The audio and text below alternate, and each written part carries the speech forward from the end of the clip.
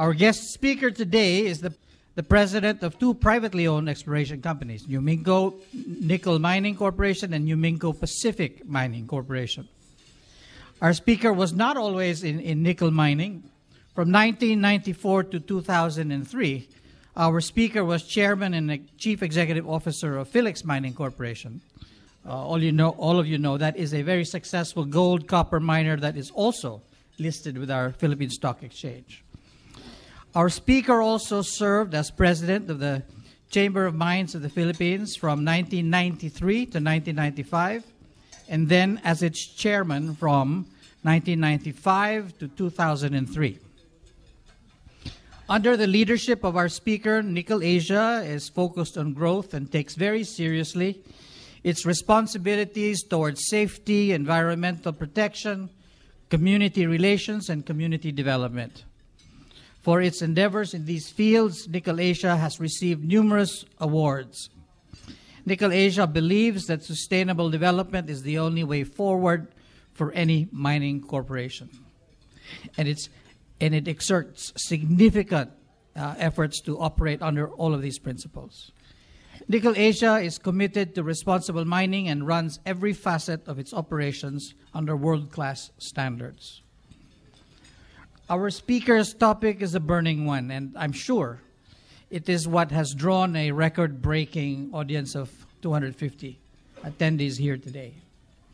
His topic is the Philippine mining industry's rebuttal to the Save the Palawan movement. Ladies and gentlemen, the past president and CEO of Philex Mining, the past chairman of the Chamber of Mines of the Philippines, and the current president and CEO of Nickel Asia, the largest nickel mining company in the Philippines today, Gerard H. Brimo. Thank you very much, Leo. First of all, I'd like to extend my appreciation to the Philippine Mining Luncheon for plugging the Nickel Asia shares. In case you don't know, the symbol is NIKL. Thank you for having me here. I think you've all heard about the Save Palawan movement. This was born some months ago, headed by a lady that has very good connections of her own, and their goal is to raise 10 million signatures to stop mining in Palawan. They've developed a presentation that is not only harmful to those of us that are mining in Palawan, but is also harmful to the industry as a whole. And they've been showing this around town to a number of media forums, to whoever groups will listen to them. They've also showed it to a number of government people. And the presentation is all wrong, but nevertheless, for those that do not know mining, if you were to sit down and view the presentation, you will get alarmed or maybe mortified, totally appalled perhaps. I think you get my drift. It's an immensely damaging presentation.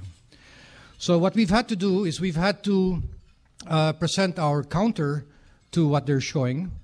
And we as well have presented this in a number of forums and other, to editorial boards of the major newspapers, as well as to some government people. And this is what I will be showing you this afternoon. If you have not had the privilege of sitting and viewing their presentation, you will get a glimpse of it in what I will be showing you. So there are three parts to this presentation. The first one is the issues that have been alleged against us and how we rebut the issues. The second part is an example of large-scale metallic mining in Palawan, which is the example of Rio Tuba nickel, the largest and oldest lateritic nickel mine in Palawan under Nickel Asia. And the third part, at the request of Kevin, we've put a slide that talks about the more burning issues surrounding the mining industry today, and Art Tessini of the Chamber of Mines will discuss that. So we'll start, and I will go quickly because this is a bit long. We will look at initially at the issues. Let me just change this a bit. And on the top of the list is the issue that created all this, and that is the assassination of Jerry Ortega. I don't know if you know about this. Jerry Ortega is a well-known personality in Palawan. He is a broadcaster. He's an environmentalist. He is anti-mining, but he also advocated very strongly against other issues, principally corruption and the misuse of the Shell Malampaya royalties. When he was assassinated, the lady that heads this organization alluded to links between the industry and this crime, if you can believe that. And the allegations were so strong that the Chamber of Mines felt obliged to come out with a one-page ad in the newspapers to deny any links to this. Eventually, the wife of Jerry Ortega filed criminal charges against the former Palawan governor. And so very clearly the issue that led to this assassination has to do with corruption. And since then, the Safe Palawan movement does not mention this anymore. But they've started out with a big mistake against the industry. Other issues: mining is affecting the biodiversity of Palawan. All of Palawan is pristine and biodiverse and should not be touched. It's destroying forests, displacing agriculture, and so forth. There is a large amount of mining applications in Palawan and the issue of unrehabilitated mines of the past. So I'll look at these issues briefly and show you how we address these. Palawan and the environment. Palawan is actually a very special province. It is the only province that has an environmental law all unto itself, and that is Republic Act 7611, the Strategic Environmental Plan for Palawan. The Palawan Council for Sustainable Development that is tasked to implement that law, and of course the 1995 Mining Act. And under the SEP law, it specifies a graded system of protection and development control known as the Environmentally Critical Areas Network, or ECAN, and it specifies that no form of human disruption above 1,000 meter elevation, that's what they call the core zone, first growth, forests, peaks, and other areas should not be touched. And of course, as we all know, in the Mining Act itself, Section 19 excludes entire areas for mining. That's all growth or virgin forests, watersheds, built-up areas, reservations. Any area that falls under the National Integrated Protected Area System, or NIPAS, is close to mining. So you have all these protective measures, and so what is the fuzz all about? So now let's see what the Palawan Council for Sustainable Development have to say. And mind you, this is a government agency that is tasked to implement the SEP law.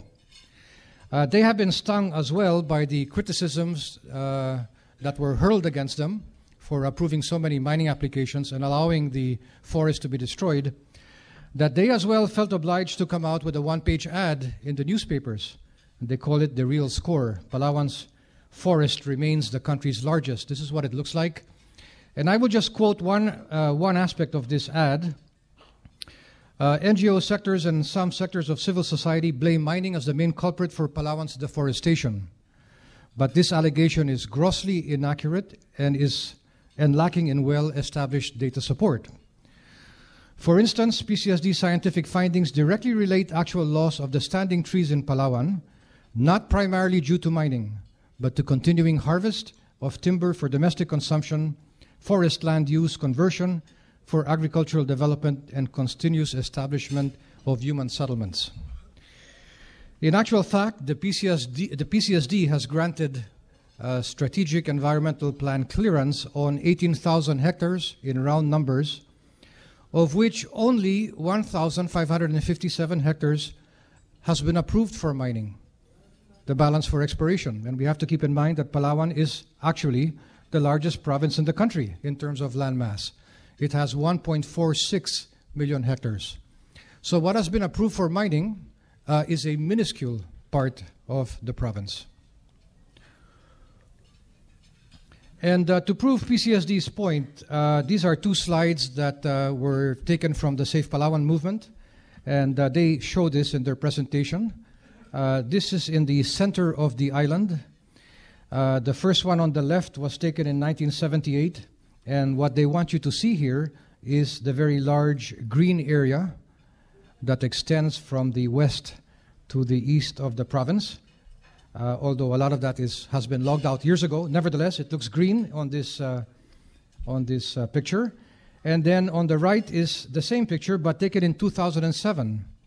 And you'll see the encroachment into the central part, the green area. But the question that must be asked is, where is mining here? Has mining actually caused this? And the answer is no. There's only 2 large-scale mines that are here, and I cannot point, or can I? Oh, no, sorry. Can I point? Okay. Berong nickel is somewhere here. It's inside the green area, but it is so small that you can hardly notice it. And the only one is this part here that is now called City Nickel, which is actually started as a small-scale mining operation, not large-scale. It's large-scale today, but it actually started at small scale. So the enroachment that you see here and all throughout is not due to mining, and it's precisely what the PCSD says. It's the pressure on the need for more land because of the increasing population. In actual fact, one cannot say that Palawan is all biodiverse. And what we show here is the vegetation in Rio Tuba on the left in the 1970s. This is the mining area. And typical of areas with lateritic soil, it's mostly shrubs, stunted trees. Some of the hardwood beside the deposit was logged out years before the mining company went there. And on the right is the vegetation in Berong nickel. This is considered tertiary grown because whatever primary forest was there many years ago was logged out.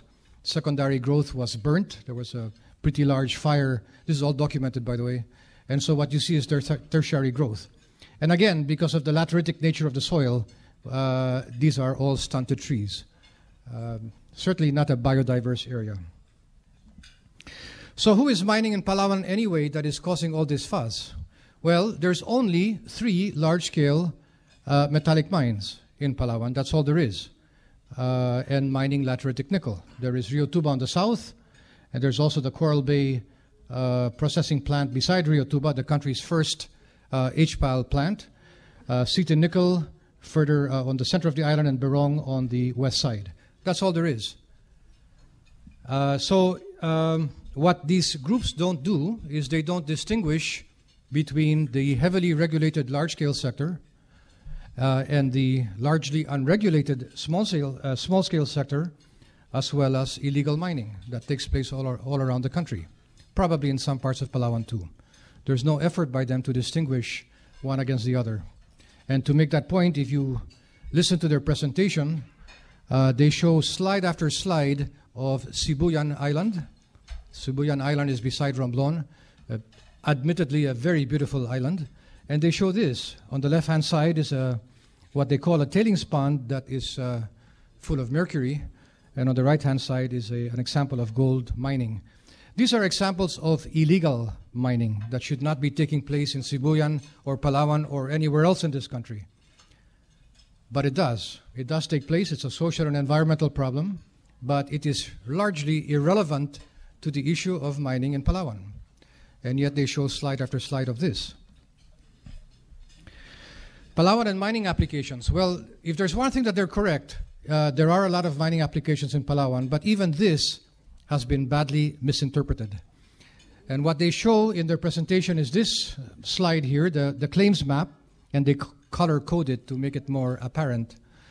But where they have, and then of course they say that, well, look, I mean, the whole of Palawan is going to get mined out if we don't do something about this.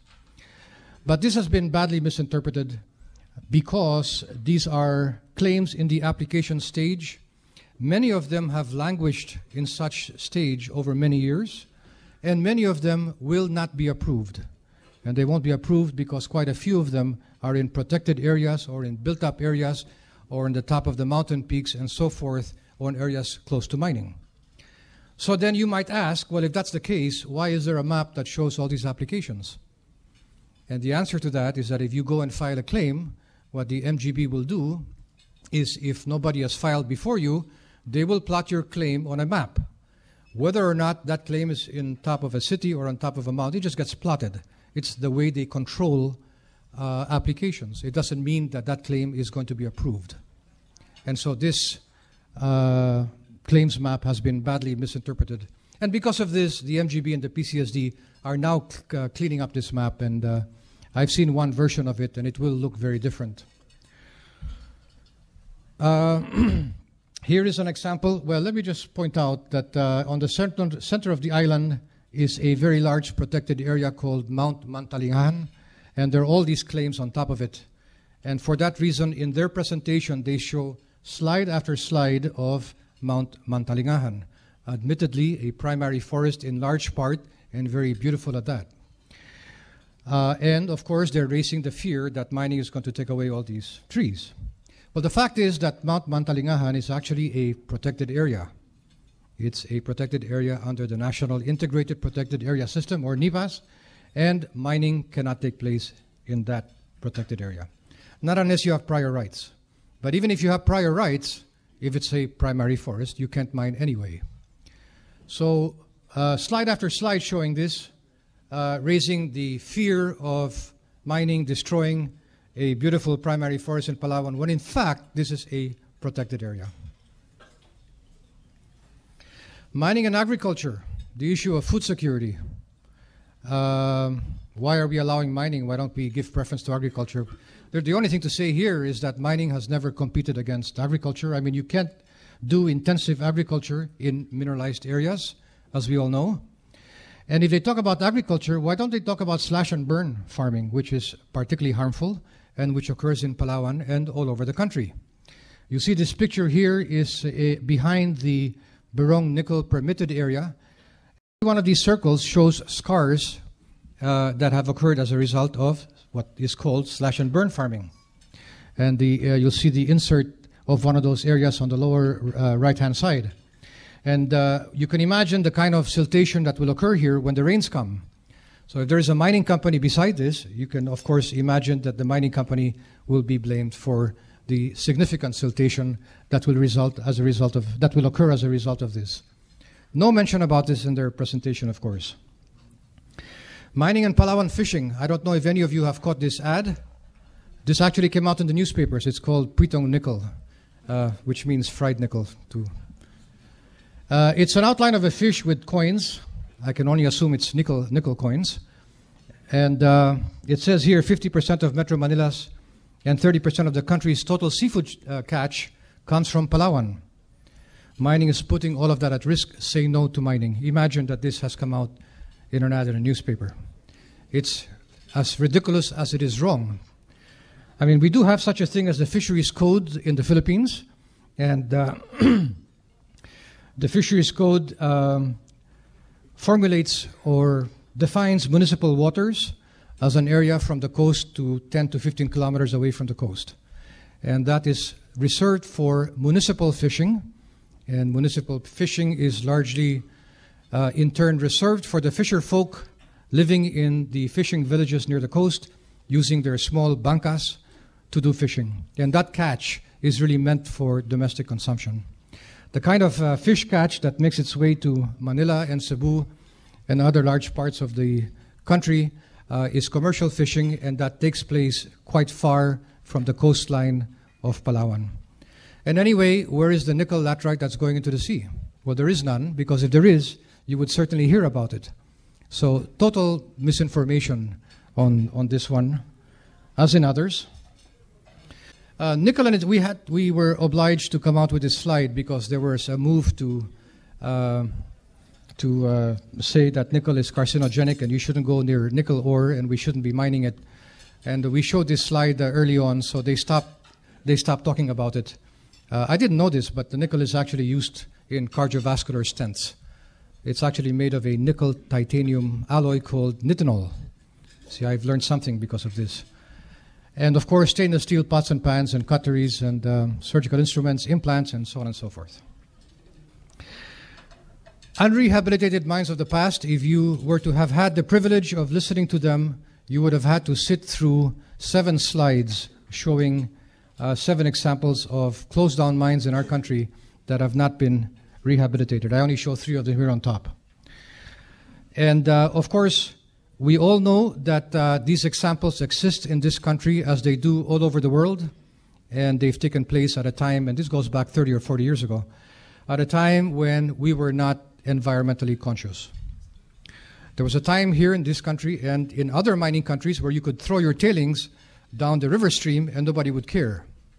That, of course, has all changed. And since the 1995 Mining Act was enacted, we all have to submit a mine decommissioning plan.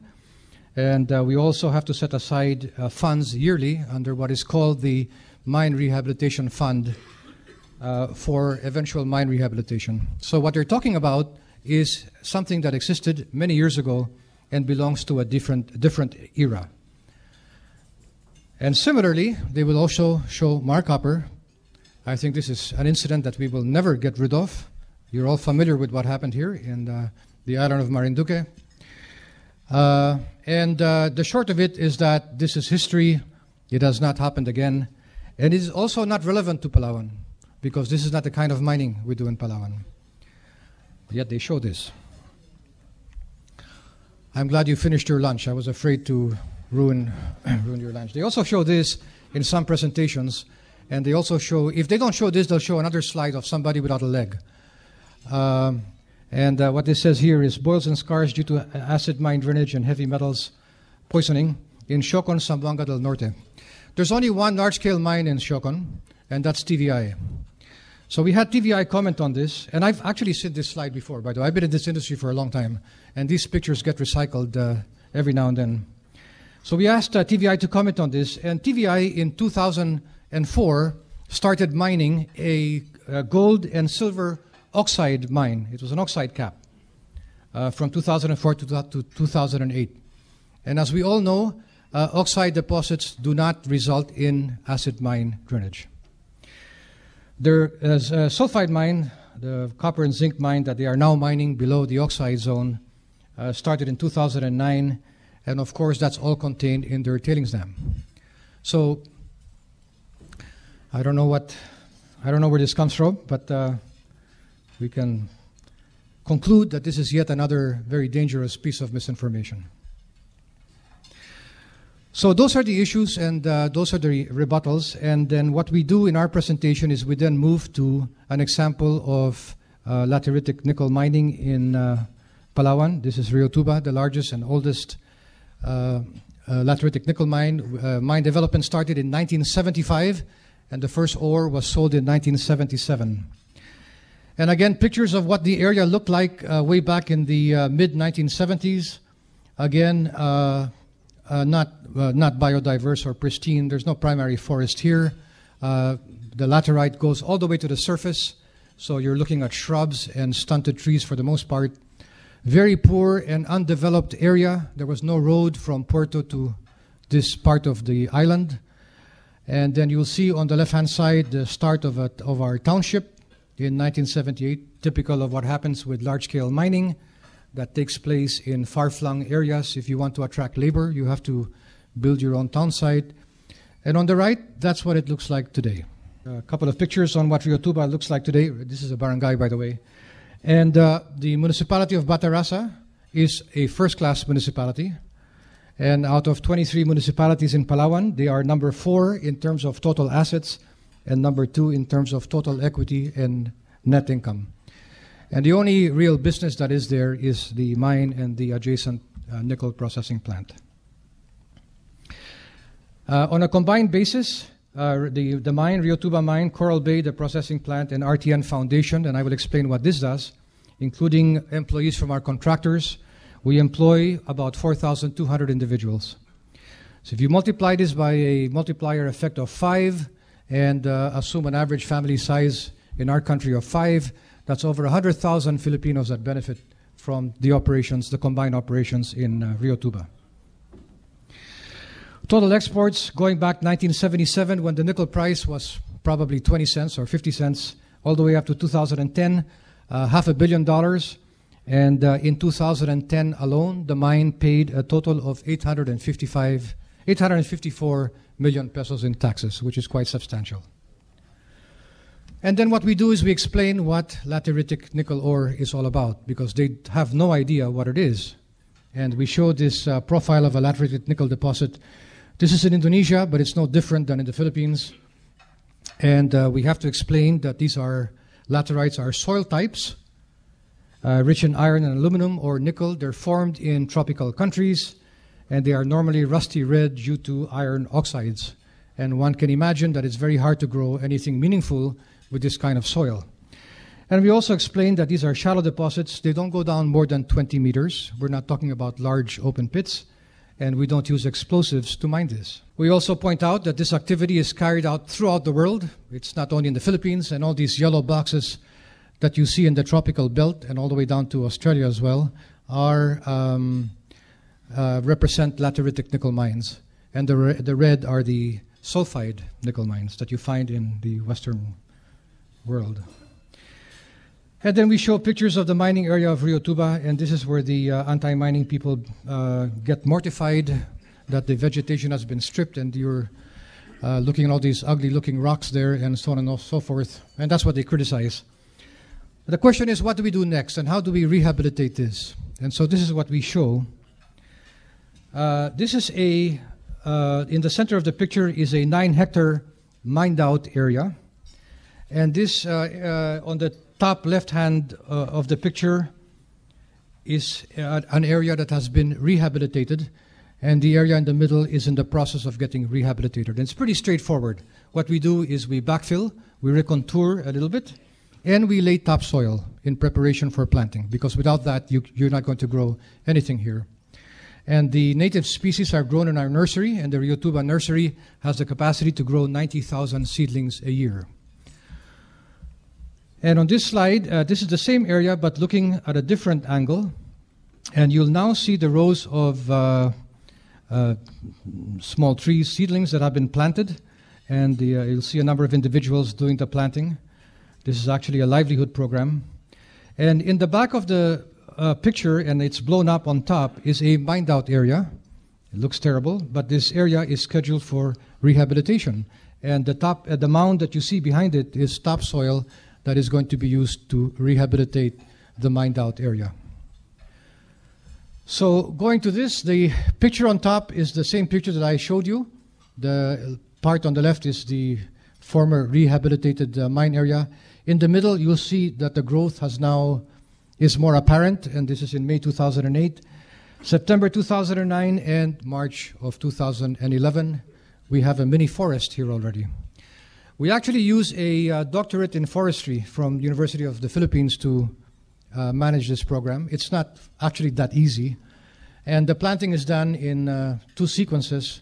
They first plant the primary species, fast-growing trees that in 3 years can provide a canopy, so that you go into the next sequence of planting, which is the native hardwood trees, and they have a lot of better chances of surviving because they're not being hit by the sunlight. They're protected by the canopy from the first growth. There's a bit of a science to this, let's put it that way. We came out with a 1-page ad on this, and the comment that we got from the lady that's managing this movement is that, well, they've been mining for 30 years, so why are they only rehabilitating in 2008? But that is not true. We have, you can never win in this game, you know. We have started rehabilitating since the 1980s. We have rehabilitated 238 hectares. We've planted over 500,000 trees doing this. And outside of the mining areas, we've also planted over 300,000 trees. Our environmental expenses in 2010 was 44 million pesos. This is what it looks like inside. We also keep track of the fauna and that comes back to this area, and there's quite a few of them, and those are all documented. They also show this slide. They call this a mined-out area of Rio Tuba, taken in 1996 to early 1998. I don't know how they got this picture. We had this investigated, and in fact, this area has been rehabilitated already, and that's the picture below. But they still show that picture in their presentations. The only thing that we really have to pay attention to in lateritic nickel mining is siltation. So we take care of that by a series of retention ponds in strategic parts of the deposit. You all know about this. And also dust. In order to control the dust, we use a lot of water spraying, windbreakers, and the like. We'll now go very briefly. I'm winding down now. I know this is a bit long. We're now going through to the social development projects. And as you know, mining companies here are obliged to spend 1% of our direct mining and milling costs if any, towards social development management projects.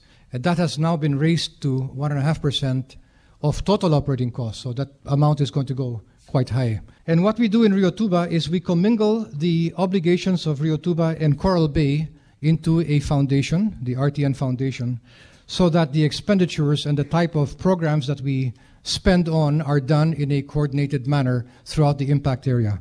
Let me just go through these figures here because they are interesting. For Rio Tuba, the commitment for 2010 is 39.2 million pesos, and that's composed of the 1% of 5.2 million, and it's also composed of a 1% royalty to the IPs. We have indigenous peoples in the area, which is 34 million. They don't have an ancestral land or ancestral domain title, but there's 13,000 of them, and early on, we recognized our obligation to them, and so the 1% is paid to them. So the obligation of Rio Tuba, if you combine both, is 39 million for 2010. The company actually spent 62 million pesos. And Coral Bay, the 1% of their costs is 68 million, and they've actually spent 104.6 million. So on a combined basis, the two companies spent 166 million pesos for social development work in the municipality of Batarasa, if you include the 1% that goes to the IPs. This is the impact area. It's quite large. It's composed of 11 barangays and 24 indigenous cultural communities. There are 13,000 indigenous persons within the impact area. So very briefly, we'll look at the programs that we've instituted, some of them some years ago. A hospital that's being funded by the RTN Foundation. It's considered a primary hospital. 38 staff. Over 40,000 patients in 2010. About 2,900 were inpatients. 65% of them are non-dependents. And the hospital is given for free to employees and dependents of both companies, to the indigenous peoples in the area, and is given at cost to everybody else. In 2010, it cost the two companies, this is shared between Rio Tuba and Coral Bay, it cost 60.5 million to operate, and 39.4 million of that is credited against our SDMP, against our obligation for social expenditures. Schools, we have a kindergarten, elementary, and high school under the supervision of the De La Salle University in Bacolod City, 52 staff, 1,300 enrollees, 63% of them are non-dependents, and this is virtually given to them for free. It's cost 27 million in 2010, and 17 million of that is credited against our social obligation. Housing for the indigenous peoples. In coordination with the Gawad Kalinga Foundation, they have a very nice program where they require sweat equity. So if you want one of these houses, you have to spend 1,000 hours of sweat helping to construct the house, which is the best way of getting them to take ownership. And we have built 208 units so far in 6 different sites. You'll see one of the sites below on the left-hand side of the picture. In 2010, it's 13 million pesos. And the reason why we did this is because if you look at this slide on the top left is the kind of housing that the indigenous peoples were living in, and we gave them the option to move into the Gawad Kalinga housing. And this is purely voluntary. They don't have to accept this, but every one of them has accepted this housing program. That actually wasn't meant as a joke. Sometimes these people will say that you're forcing the IPs to move. We're not forcing them to move anywhere. They can say no to. They can stay where they are if they want to. Honestly. Indigenous learning system. We set this up in conjunction with the St. Jude school, Catholic school, adjacent to Malacanang. 3 levels, levels 1 to 3. Working staff of 14. 667 IPs are enrolled here, and they're not only kids, they're also adults. And we spent 10.3 million pesos for this in 2010. So I'm going to pause here for a while. You can consider what we do for the indigenous peoples in our area. They get free housing if they want to. They get free medical care. They get free education. They get livelihood. They get employment. Some of them are employed. They're also beneficiaries of our SDMP, so they get other things too.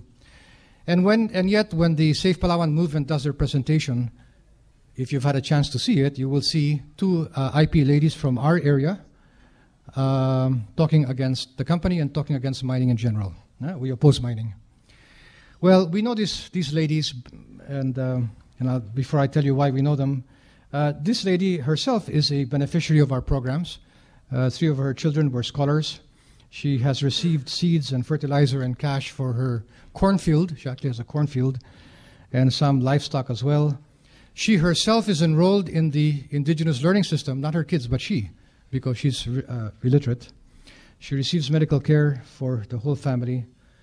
But she is also used by ELAC and PNNI, the 2 very well-known anti-mining groups in Palawan, for their anti-mining advocacies. So sometimes you get people like this that take from one hand and take from both hands, actually. She's actually quite a smart lady. So I assume that she's getting something from the other side too, right? So the question is, does she represent the entire 13,000 indigenous peoples within our area? I hardly think so. Another lady, the 2 of them actually come out in their presentation. Same thing, they benefit tremendously from the programs of the company, but they also participate in anti-mining activities in Palawan. They do not represent the 13,000 indigenous persons that benefit from our operations. SDMP funds go to infrastructure. Last 3 or 4 slides, folks. Schools, with daycare centers, roads and bridges. Livelihood projects with emphasis on agriculture and fishing. 3 bancas were given a whole bunch of hand tractors and what have you. Social services, ambulances, fire trucks, water systems, a big effort in water systems in the municipality. Educational assistance, even though we have our own schools, we still have scholars. We have 200 high school and over 200 college scholars. These are the college scholars that you will see here, and it's part of our SDMP commitment. Last 2 slides from me. This is one slide that is shown in their presentation. I think the top part represents us. At least we're given credit for generating jobs and scholarships and daycare centers and revenues. And what's below probably doesn't represent us. I'm not sure in what context this is said. But of course, the message here is that it is not one against the other. I mean, surely a balanced form of development is the way to go. And in some presentations, they end with this, which is outrageous, to say the least. On the left is an example of phosphate mining in Nauru, and we don't do that kind of mining here. And on the right is the same picture of this mined-out area of Rio Tuba, which today has been fully rehabilitated. So that completes my presentation. I thank you for your kind attention. I'm sorry if I've ruined your lunch. I would like to call now on Art Decini to discuss, this is at the request of Kevin, to discuss some of the burning issues of the industry today. Thank you. Okay, since everybody's been introduced already and acknowledged, I'll just go straight to the issues that are affecting the mining industry today. There are going to be 7 issues. 5 of them are a result of the anti-mining movements or pushing to get a policy affected on mining. As you well know, the anti-mining groups has issues regarding the environment, such as the destruction of the watersheds by mining operations, pollution of agricultural lands, and for the indigenous people, they claim that there's a displacement of indigenous people in ancestral domain areas and militarization of mining in ancestral areas.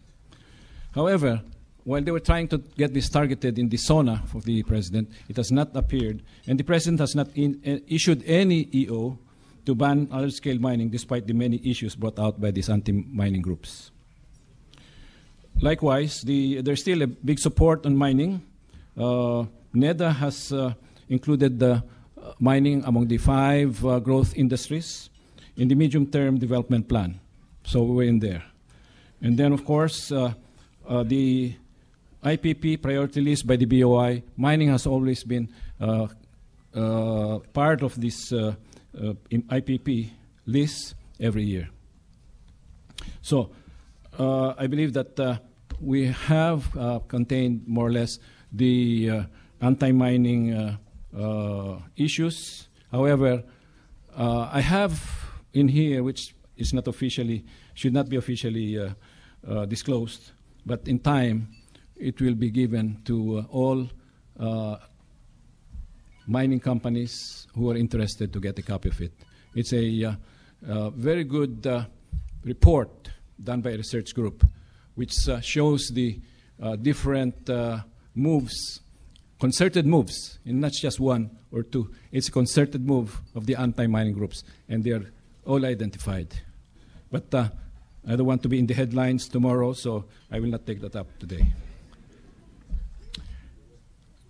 Issue number 2 is the ban on open pit mining. The issue here is whether the national laws prevail over local environmental code. There are 5 provinces who have a moratorium on ban on open pit mining. We have Capiz, Romblon, Samar, Mindoro, South Cotabato, and Marinduque, and 2 cities, Puerto Princesa and Batangas City. Since we have many members of the chamber with varying interests, and we have, of course, different options then to satisfy each one. The DILG secretary is open engaging both the LIGU, local government unit, and the South Cotabato project of Extrata. Others want a filing of a test case in the Supreme Court. That is being considered. And there has been some progress, according to Secretary Purisima, when the SMI submitted its EIA to the provincial government. He's saying that there should be some resolution to this before the end of the year. Writ of Kalikasan, number 3. This writ of Kalikasan can be filed by anyone only if environmental impacts affect 2 or more provinces. The TEPOS, or the Temporary Environmental Protection Order, have been filed against mining companies in Surigao, Philex Silangan Project, Manila Mining Kalayaan Project, Nickel Asia Taganitos Project, and Mac Ventures. We were informed that the resolution to the Silangan project will be lifted, or the TEPO will be lifted before the end of the year. Item number 4 is the Alternative Mining Bill. Several bills have been filed by the anti-mining groups and party list members. Mining resources found within, these are those different improvements, they say, regarding the mining bill. Now they say that mineral resources found within ancestral domains, areas belong to the IPs. All areas are closed to mining unless declared open by the council composed of MGB, DNR, LGUs, IPs, and NGOs. Government shall receive 10% of gross revenues besides the excise tax of 2%. Removal of the FTAA. The position paper by the chamber has been filed in Congress. We do not believe, though, that with all our contacts within the Congress, that this will materialize. There's another bill that is of concern, is the Land Use Bill. It only aims at limiting mineral areas and also placed mineral resource development at the back burner of the country's development. Mineral development is not a priority sector under the bill, and priority is in declaring more protected areas and forest reservations to be close to mining. The principal author of the bill resigned the other day. I don't know whether it's a good move or not. Increased taxation. Economic managers of the administration have been saying that the government has not been receiving its fair share in mining. And therefore, the DNR drafted an executive order where mining areas will be declared as mineral reservations, and with it a 5% royalty. The Office of the President referred back to the DNR the position paper of the chamber on this matter. So we will be discussing with the DNR the conversions of mining areas to reservations, which I think will take a long time, or if at all. Number 7, use it or lose it policy, which was implemented October 2010 up to June 2011. The objective of this is to cleanse the pending 2,200 mining applications in the MGB, which covers 5 million hectares which has not moved for an average of 10 years. So this is a good objective, and it will satisfy serious mining investors who can no longer find open areas because of the many speculative mining applications that have blanketed the potential areas. With 97% acted upon already on these applications, it has resulted in a denial of 1,600 applications and 350 endorsed for approval. 24% of the denied claims are covered by motions for reconsideration. The Chamber will be submitting a position paper as problems in implementation have cropped up. It will be discussed with the DNR and MGB. One other item which has always been hurled against the mining is the lack of numbers, you say. We do not have the employment figures that will really swing the administration or anybody to be convinced that mining should be entertained in this country. However, further our research show that the employment and number of people dependent on mining, metallic and non-metallic, sand and gravel, quarries, cement, and coal. We have 340,000 employees directly employed, and with a multiplier of 5, that's 1.7 direct and indirect employees. And assuming a 5 per family, we're talking about 8.5 million Filipinos dependent on mining. With the new projects in the next 5 to 6 years, another 2 million will be added to the 8.5 million, having 10.5 million Filipinos dependent on mining. So that's a summary of the issues that has been being discussed and our solutions to it. Thank you. Thank you very much, Art, and of course, Jerry. I'm now introducing the question and answer time, so we're now inviting questions from the floor. We'll devote about 10 minutes, if you don't mind. We have roving microphones that are available. There are 2 lovely ladies, Joanna and Rayan Velarde, that have these mics. So please raise. Can you show who you are so they know to get the mic from? Okay. And so in asking a question, we'd appreciate it if you please stand and identify yourself and your affiliation. So who's ready to with a question? Okay, Jerry. What do you think? When we leave this room, we should be doing, given that we now understand, what's really going on in this mudslinging fight between the NGOs and the mining industry. We have here suppliers as well. No, we're not just mining people. But what's the best thing we could do aside from just understanding what's going on? And that is that if you come under attack and you haven't been doing the right things, you are in deep trouble. This is a fact. It's actually quite easy for us in Rio Tuba and Coral Bay to defend ourselves because we are world class. We've been doing it. We've been operating at a very high standard for many years. And you've seen what I've had to show. But if we don't follow those standards in the industry, year after year, there might be a few breaks. We will come under attack. There's no question.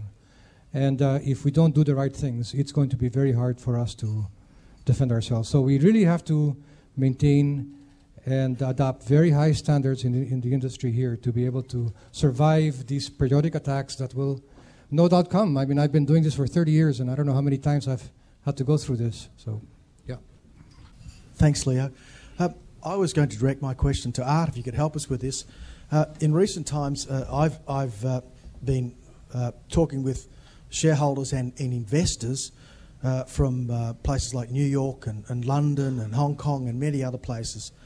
And the one issue that they keep raising with me about investing in the Philippines is these incidents of provinces that have stood up and taken their own, the law into their own hands almost, and they're being really called rogue provinces. And it's the question is, how can this happen from Western investors? They can't seem to understand how provinces can just openly defy what most believe to be national law.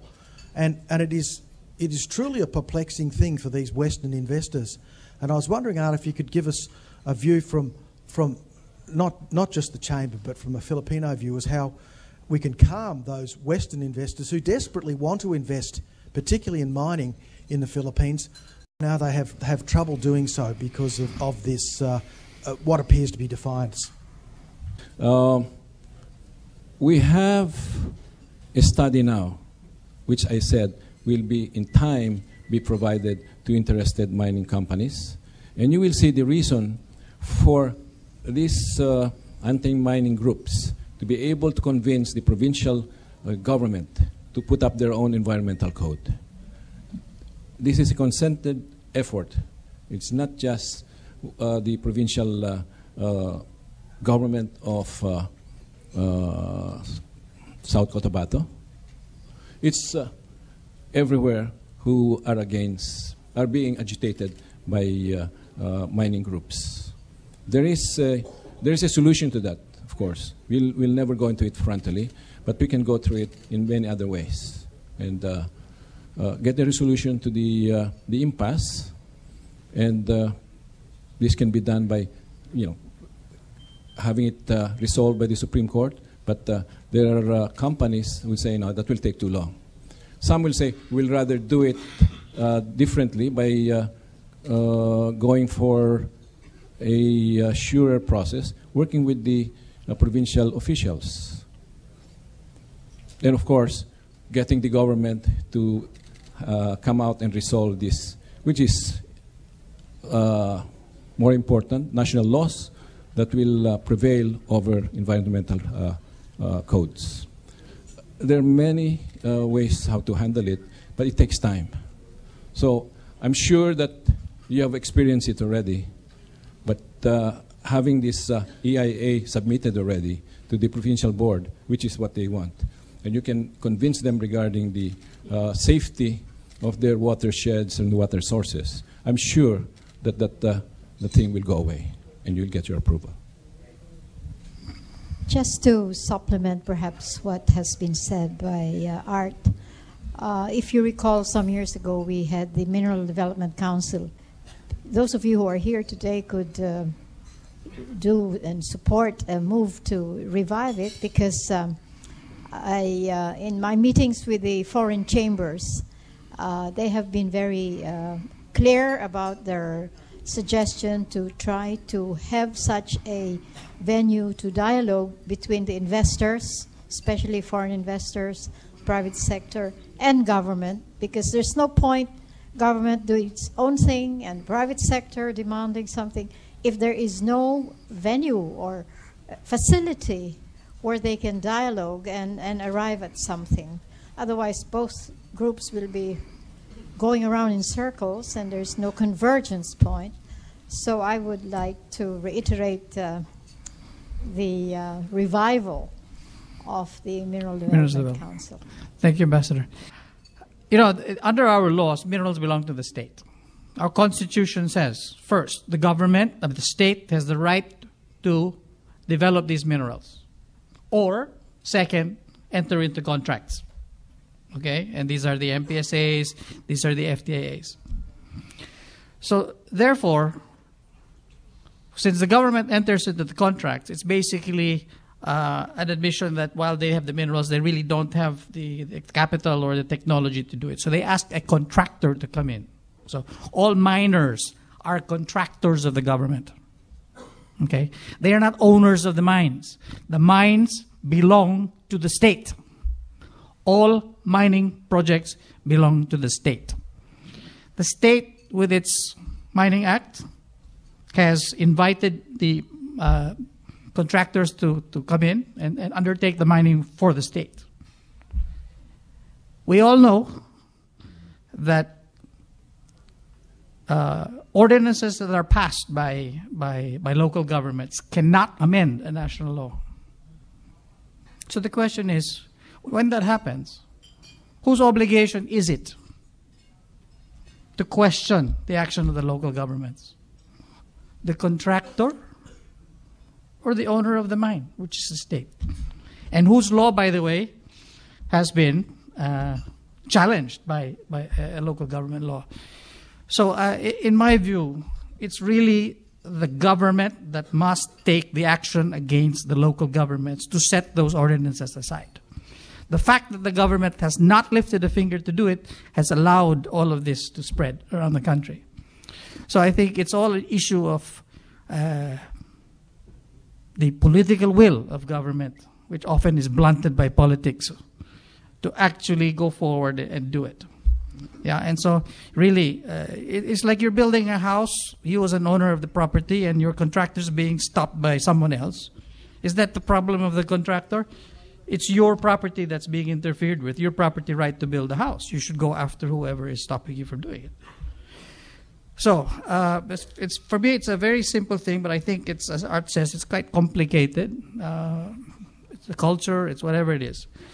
But I think the low-lying fruit that should be harvested is really the government stepping in, the national government stepping in and doing it. I've said my piece.